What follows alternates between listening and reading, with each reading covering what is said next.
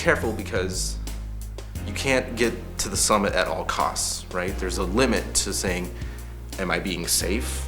Am I fit enough to accomplish this right now safely? That always has to be there.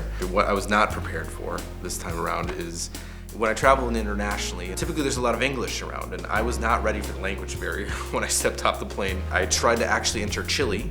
I didn't know I was doing that because I was directed over to a booth, and I started getting out all the paperwork because traveling right now internationally with COVID, there's a lot of steps that you have to take to make sure that you can get into the country because they have a lot of requirements to make sure that they're being safe. What was told to me in broken English is, you don't have the right paperwork, we're going to send you to the police station and then we're going to fly you home. And I'm like, what? Whoa, what's going on? So I figured out that I was in the wrong place, but I almost was not able to enter the country because I was not ready to communicate with people. So that was one of the things that was a challenge. But also the joy is that everything that I know here in Sioux Falls and in my life, it's just great to go see how people do things differently, how people live, the food, the wine in Argentina. I mean, it's just such an amazing experience to take yourself out of the day-to-day here and be a little uncomfortable and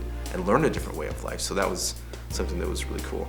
For the 7 summits, you meet a group of people, you go out to a dinner, and then you typically within one day are now climbing one of the most challenging things in your life. So you get to know people pretty quickly.